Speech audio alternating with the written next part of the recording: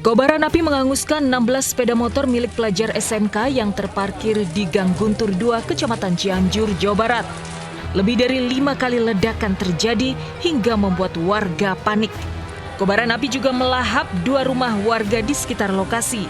2 mobil pemadam kebakaran yang dikerahkan bisa memadamkan api dalam 1 jam. Penyebab pasti kebakaran masih diselidiki. Dari Cianjur, Jawa Barat, Muhammad Andi Isyan, iNews melaporkan.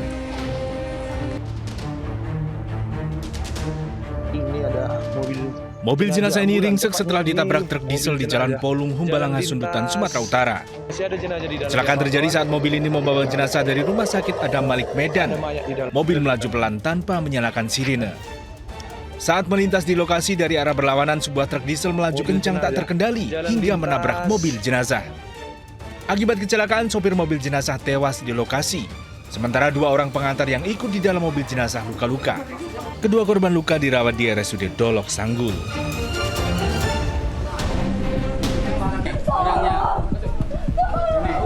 Belasan preman menyatroni rumah Destiani, pengusaha hiburan orjen tunggal di Kedaton, Bandar Lampung. Destiani memohon agar peralatan orjen tunggal miliknya tidak diambil oleh para pelaku.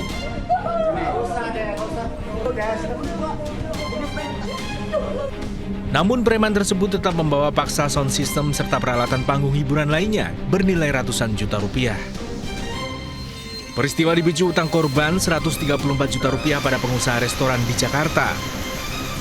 Mereka datang beramai-ramai dengan dia bilang alasannya saya tidak pernah bayar, padahal saya ada bukti saya sudah pernah bayar di bulan 11 dan 12. Sementara itu meminta uang jatah bulanan, seorang preman memalak pemilik bengkel mobil di Cengkareng, Jakarta Barat. Pelaku mengintimidasi korban menggunakan senjata tajam. Pelaku yang ditangkap polisi mengaku meminta uang jatah bulanan Rp100.000. Tim Liputan iNews melaporkan.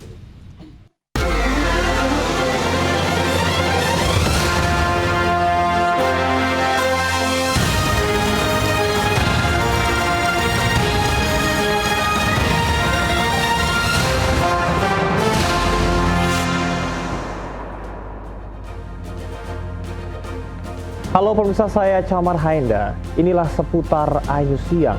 Pemirsa, Roy Suryo dan Dr. Tifa menyebut banyak kejanggalan dalam pemeriksaan mereka di Polda Metro Jaya Kamis kemarin.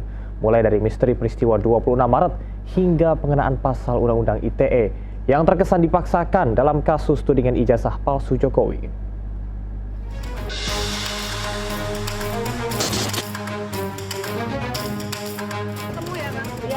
Pakar telematika Roy Suryo memenuhi panggilan Polda Metro Jaya Kamis siang kemarin. Ia diperiksa sebagai saksi terlapor atas kasus tudingan ijazah palsu Joko Widodo.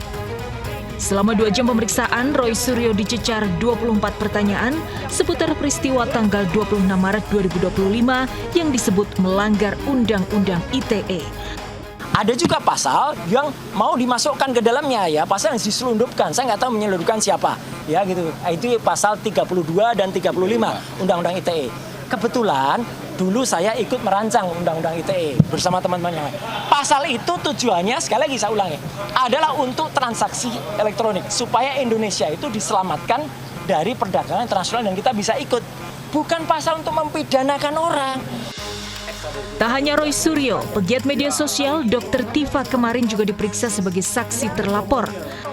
Sama seperti Roy Suryo, Tifa juga mengaku heran ditanya soal peristiwa 26 Maret 2025. 90% lebih, hampir 100% pertanyaan-pertanyaan yang disampaikan oleh penyidik sama sekali tidak ada kaitannya dengan peristiwa tanggal 26 Maret 2025 di Jakarta Selatan. Ya. Dan karena itu saya juga menggunakan hak saya untuk tidak menjawab.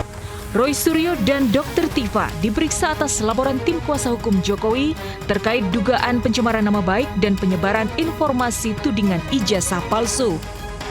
Roy Suryo dan Dr. Tifa dikenal sebagai 2 sosok yang secara terbuka kerap mempertanyakan keaslian ijazah Jokowi. Sampai dengan hari ini setidaknya ada 24 saksi yang telah diambil keterangan dalam tahap pendalaman di proses penyelidikan. Ada beberapa barang bukti yang sudah diterima oleh penyelidik, antara lain ada 1 buah flash disk. Dalam keterangannya, Kombes Ade Ari menjelaskan peristiwa 26 Maret merujuk pada beredarnya video yang menarasikan ijazah palsu Jokowi. Video itu menjadi dasar bagi tim kuasa hukum Jokowi untuk melaporkan 5 orang ke Polda Metro Jaya. Tim Liputan iNews melaporkan. Di tengah polemik dugaan ijazah palsu Jokowi, seseorang yang mengaku sebagai teman kuliah Joko Widodo angkat bicara. Ia mengaku sering berinteraksi dengan Jokowi di kampus UGM. Kemudian ijazah kok bermaterai.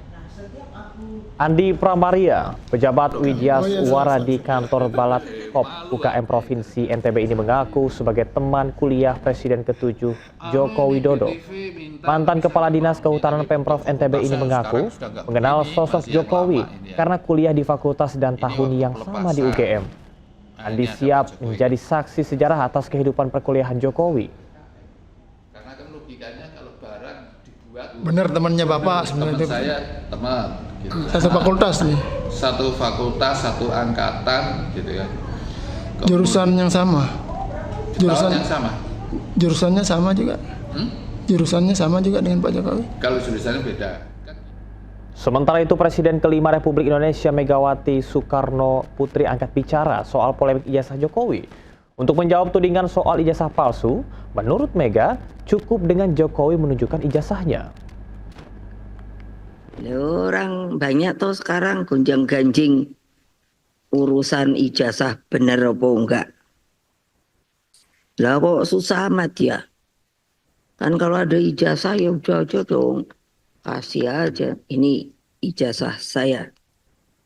Gitu loh. Kita ke informasi lain, pemirsa. Perundungan Dokter Residen Bedah Saraf RSHS Bandung mengungkap babak baru. Ruang bedah saraf rumah sakit ternyata digunakan untuk tempat mabuk-mabukan. Bahkan jika membuat kesalahan, dokter residen junior disekap.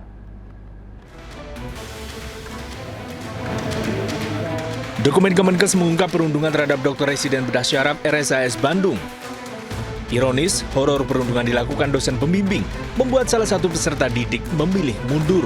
Dokter junior dipaksa menginap 6 bulan di hotel, menyediakan 2 mobil untuk senior, biaya makan hingga biaya lain di luar pendidikan sebesar 65 juta rupiah. Bahkan seluruh dokter residen junior perempuan mendapat panggilan tak senonoh dan wajib menyetor uang kas 50 juta rupiah serta uang hiburan 10 juta rupiah. Yang mengerikan, ruang operasi yang seharusnya steril justru dibuat mabuk-mabukan. Jika ada yang berbuat salah, disekap selama 15 hari. Kemenkes meminta direktur rumah sakit melakukan pengawasan ketat. Harus diawasi oleh para direktur utama pendidikan bahwa mereka benar-benar bekerja sebagai dokter yang belajar kompetensi yang lebih tinggi. Bukan digunakan untuk melakukan pekerjaan-pekerjaan lain yang tidak esensial. Kemenkes telah menerima 2.668 aduan bullying di lingkungan pendidikan kedokteran.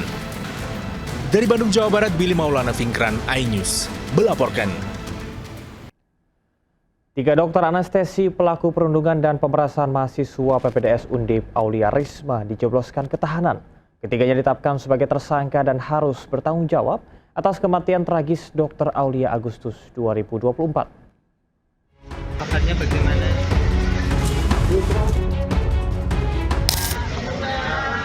Tiga dokter program studi anestesiologi Fakultas Kedokteran Universitas Diponegoro ditetapkan tersangka atas kematian mahasiswa PPDS Dr. Aulia Risma. Ketiganya yaitu Kepala Program Studi Dr. Taufik Eko Nugroho, Kepala Staf Medis Prodi Dr. Sri Maryani, dan Dr. Residen Zara Yupita Azra, senior Dr. Aulia Risma. Ketiga dokter anestesi ini dijebloskan ke tahanan.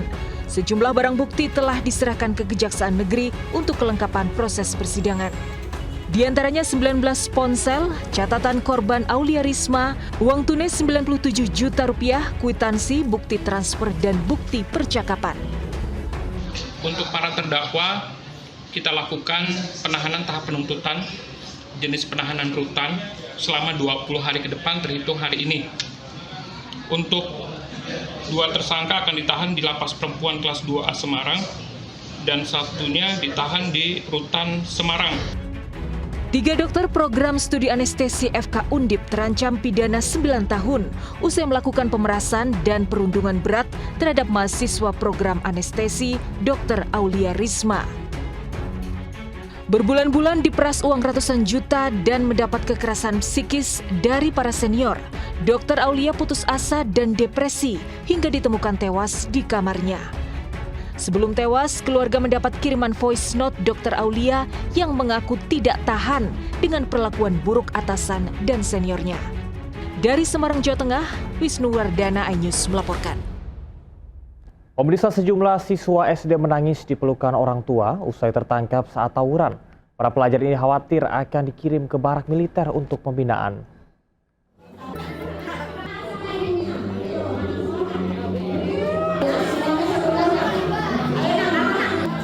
Sejumlah siswa SD menangis di pelukan orang tua mereka lantaran terancam masuk barak militer usai tertangkap saat tawuran. Saat mediasi, siswa pelaku tawuran meminta maaf pada orang tuanya. Sebelumnya viral, puluhan pelajar SD dan SMP di kawasan Cilangkap, Tapos, Kota Depok terlibat tawuran di perumahan Pesona Laguna Tapos. Sejumlah siswa yang terlibat tawuran akan dilakukan pembinaan di barak militer yang disiapkan Pemkot Depok. Kita sudah MOU dengan Kondi, dengan Kemenang, dengan Kasisdik Provinsi, sama Dinas Pendidikan Kota Depok untuk ada pembinaan khusus terhadap anak-anak yang tidak ada disiplin. Polisi juga memberikan penyuluhan ke sekolah untuk mencegah tawuran pelajar. Dari Depok, Jawa Barat, Yung Rizky, iNews melaporkan.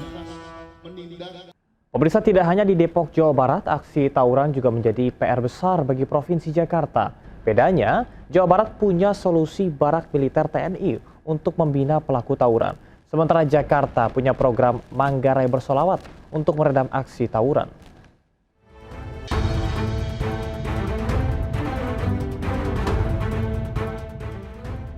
Solusi demi solusi diterapkan, tapi tawuran Manggarai di Jakarta Selatan tetap sulit diredam. Ganti gubernur, ganti pula kebijakan. Kali ini Gubernur Pramono Anung menyiapkan Manggarai Bersolawat, program yang bertujuan meredam tawuran yang melibatkan tokoh agama dan sejumlah majelis taklim. Pendekatan kultural dan keagamaan dinilai lebih ampuh mencegah tawuran. Ya, kita ajak duduk bareng, karena mayoritas di Manggarai ini kan, mohon maaf, agamanya Islam. Sholatnya rajin, tapi tawurannya juga sering kan gitu.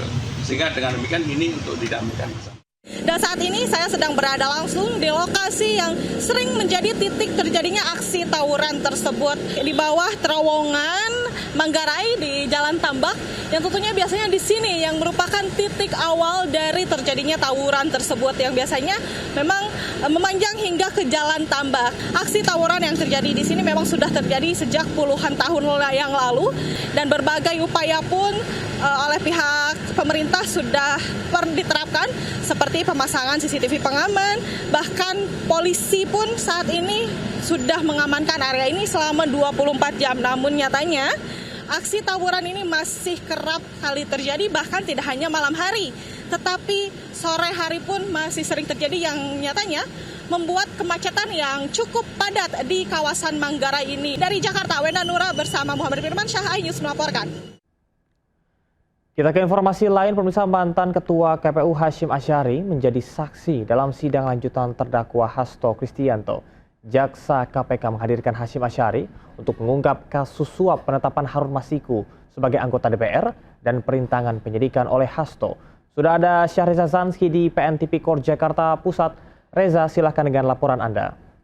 Hari ini sidang lanjutan terkait kasus terdakwa Hasto Kristianto yang merupakan Sekjen PDI Perjuangan. Kini sidangnya sudah diberlangsungkan pada hari ini, dan agenda pada kali ini adalah pemeriksaan 2 saksi. Di antaranya ada ex-ketua KPU Republik Indonesia Hasyim Asyari dan juga penyidik KPK bernama Arief Budi Raharjo, dan yang tengah memberikan kesaksian pertama yakni Arief Budi Raharjo untuk memberi keterangan terkait dugaan kasus suap pergantian antar waktu dan juga perintangan penyidikan yang dilakukan oleh Hasto terhadap kasus Harun Masiku tentunya. Dan diketahui bahwasanya Harun Masiku juga ditemukan di kawasan Jakarta, khususnya di kawasan Tamrin, dan juga diungkapkan pihaknya juga berkoordinasi dengan penyidik bernama Rosa untuk bisa menangkap Hasto dan juga Harun, namun lagi-lagi mendapat penghalangan tentunya di kawasan PT IKA. Dan kami masih menunggu, Camar, apakah nanti ada beberapa fakta yang terungkap dalam persidangan kali ini.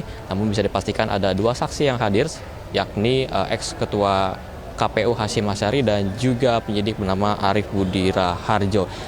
Dan sementara itu, Camar, kembali ke Anda. Kita ke informasi lain, pemirsa. Pamit bermain pada sang ibu, 2 bocah kakak beradik tak kunjung pulang hingga ditemukan tewas di perkebunan. Mengenaskan, keduanya ditemukan tewas dalam kondisi berpelukan. Warga digemparkan dengan tewasnya 2 bocah kakak beradik berusia 4 dan 8 tahun di area perkebunan Kabupaten Pesisir Barat Lampung. Kedua bocah mengenaskan dalam kondisi berpelukan. Didapati luka di kepala serta 1 tangan korban terputus. Sebelumnya kedua bocah pamit pada ibunya untuk bermain pada siang hari. Namun hingga malam hari keduanya tak juga pulang. Ada salah satu warga yang menemukan kakak beradik ini dengan kondisi yang tidak bernyawa lagi. Yang cowok umur 8 tahun itu keadaan terlentang, ya. Yang cewek itu, yang adiknya umur 4 tahun itu ditimpakan kakaknya itu. Isi tubuhnya tidak utuh lagi, ya. Tangan sebelah kiri putus, untuk yang kakaknya yang laki-laki, kaki sebelah kiri hampir putus, ya. Kemudian hancur kena bacokan. Polisi melakukan olah TKP dan memeriksa sejumlah saksi untuk mengungkap penyebab kematian korban. Dari Pesisir Barat Lampung, Andres Afandi, iNews melaporkan. Sementara itu di Situbondo, Jawa Timur, bocah berusia 10 tahun luka bakar hampir separuh badan akibat dibakar temannya sendiri. Pelaku menyiram spiritus ke tubuh korban lalu menyulut api.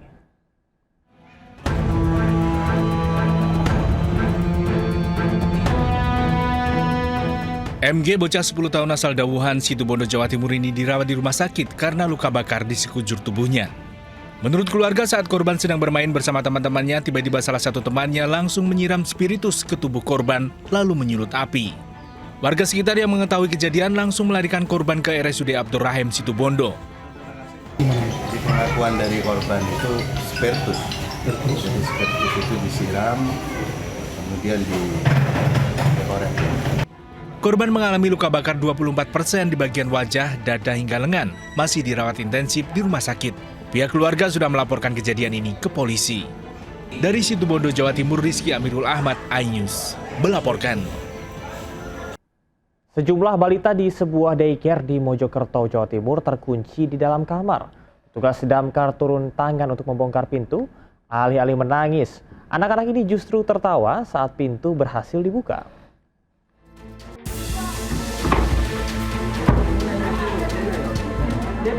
Menggunakan linggis, petugas damkar Kota Mojokerto membongkar kunci pintu kamar sebuah rumah penitipan balita di Magersari, Kota Mojokerto. Sejumlah balita terkunci dari dalam, diduga karena ada anak tak sengaja memainkan kunci pintu. Alih-alih menangis karena terjebak di dalam kamar, anak-anak ini justru tertawa saat petugas damkar berhasil membuka pintu yang terkunci. Mana Pak? Kondisi anak-anak ya tetap sehat, kayak pingsan dadak. Hanya beberapa menit terkuncinya di dalam kamar. Sejak sepekan terakhir, petugas damkar Kota Mojokerto telah menerima 3 kali laporan orang terjebak di dalam rumah. Dari Mojokerto, Jawa Timur, Solahuddin, iNews melaporkan. Kita ke informasi seputar haji, pemirsa. Sejumlah jamaah calon haji lansia asal Bulukumba, Sulawesi Selatan tersesat saat hendak ke hotel sepulang dari masjid.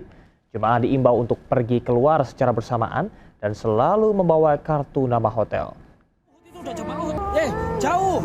Bapak ini dari Kabupaten Bulukumba, Sulawesi Selatan, Indonesia. Pak, ayo saya anterin Pak. Jangan Pak. Jauh ke sana, itu Jabal Uhud, itu udah Jabal Uhud. Ngarepnya itu di sana. Ayo Pak. Jemaah calon haji lansia ini kebingungan mencari hotelnya seusai pulang dari masjid. Diduga karena tidak bisa berbahasa Indonesia, Tama, jemaah berusia 87 tahun asal Bulukumba, Sulawesi Selatan ini enggan ditolong oleh jemaah lainnya. Beruntung petugas haji dapat menemukan Tama setelah 3 jam dicari. Jamaah dari Bulukumba tersasar. 4 jemaah calon haji asal Bulukumba lainnya juga tersesat saat akan kembali ke hotel.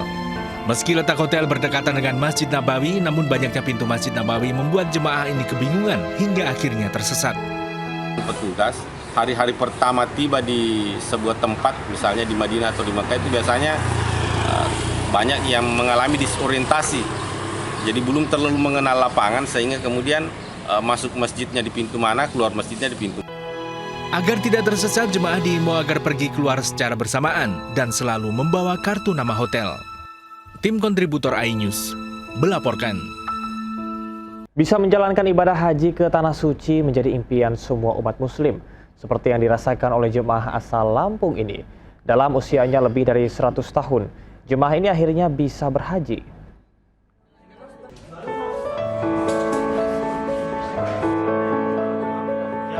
Dalam usianya yang menginjak 107 tahun, Sutia Sunyoto tak henti-hentinya mengucap syukur karena bisa berhaji setelah menunggu selama 13 tahun. Jemaah calon haji asal Lampung ini tercatat sebagai jemaah tertua di tahun ini. Meski demikian, Nenek Sutia tampak bersemangat menjemput cinta ke Baitullah. Baginya, terik matahari di Madinah tidak menjadi penghalang untuk melangkah menuju Masjid Nabawi. Nggih pengen lho teng Arab niku. Pengen haji. Ya niku lho makane anake nggih pun sami bidal santen. Oh, anake pun padha bidal. Oh, nggih. Kula kentun ki ambak. Seperti jemaah lainnya, Nenek Sutia selalu menyempatkan diri untuk menjalankan sholat berjamaah di Masjid Nabawi. Nenek Sutia berharap seluruh rangkaian ibadah haji dapat ia jalani dengan lancar. Dari Madinah, Arab Saudi, Gigi Irfan, iNews melaporkan. Jemaah calon haji yang sudah berada di Mekah diberikan layanan bus sholawat. Bus gratis yang beroperasi 24 jam siap untuk mengantar jemput jemaah untuk menunaikan sholat 5 waktu di Masjidil Haram. Ini adalah bus salawat. Bus berkapasitas 45 hingga 50 kursi. Merupakan layanan transportasi gratis yang disediakan untuk jemaah calon haji mengantar dan jemput ke Masjidil Haram. Layanan bus salawat hanya dimiliki oleh jamaah haji Indonesia, sudah berjalan sejak 2008, melayani 27 rute untuk 4 wilayah.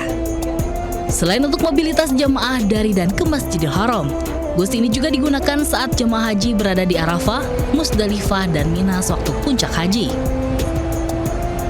Jadi nanti semua jamaah yang tiba di Mekah ini akan mendapatkan kartu. Dan dari kartu itulah kemudian jamaah akan mengenali di mana rutenya. Termasuk jika jamaah itu nanti mungkin tersesat, petugas akan mengenali. Sementara bus yang diperuntukkan bagi jamaah lansia dan disabilitas hanya berkapasitas terbatas karena di bagian tengah bus hanya berisi 4 kursi khusus. Dari Mekah, Arab Saudi, Gigi Irfan melaporkan. Pemirsa, sapi kurban milik Presiden Prabowo yang hendak disumbangkan di Polewali Mandar, Sulawesi Barat ditemukan mati mendadak. Padahal sebelumnya sapi jenis simental itu telah lolos seleksi hewan kurban Presiden. Biru ya? Sapi kurban jenis simental berbobot lebih dari 1 ton ini ditemukan mati mendadak di kandangnya. Sapi bernama Turbo tiba-tiba ambruk dan menggelepar di kandangnya di Desa Kebunsari, Kecamatan Wonomulyo. Padahal pagi harinya sapi sempat dimandikan dan diberikan makan seperti biasa. Sapi kurban sumbangan Presiden Prabowo ini juga sudah lolos seleksi pemilihan sapi kurban Presiden. Sapi dibeli oleh Sekretariat Presiden seharga Rp125 juta. Untuk mengurangi kerugian, sapi kurban Prabowo ini dipotong selagi menggelepar agar daging sapi bisa dibagikan ke warga. Tim dokter hewan Kabupaten Polewali Mandar telah menerjunkan tim untuk melakukan uji laboratorium mencari penyebab kematian sapi.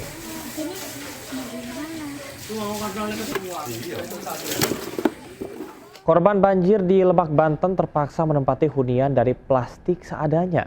Warga lelah menagih janji Pemkab Lebak yang akan merelokasi pemukiman korban banjir.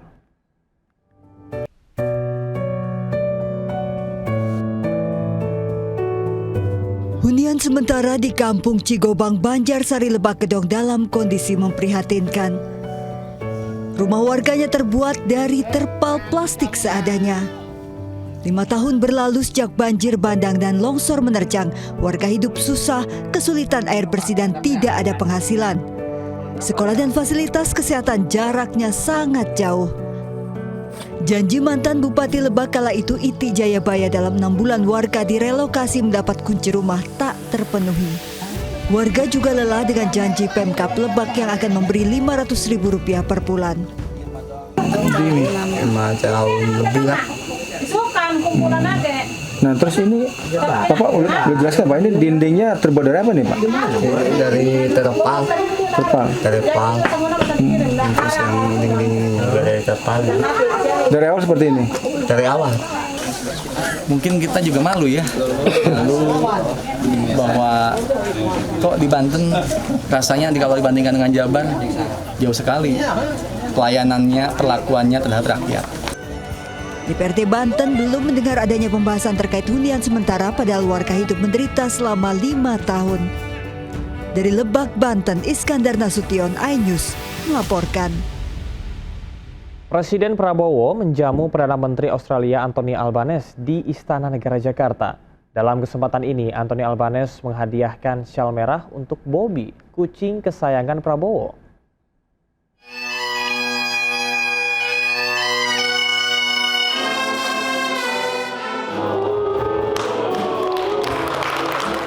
Jamuan makan malam diadakan di kediaman Presiden Prabowo, Jalan Kertanegara, Jakarta.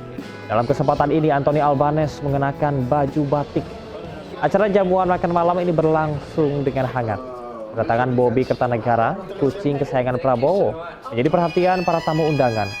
Albanese sempat menggendong Bobby dan menghadiahinya dengan syal berwarna merah.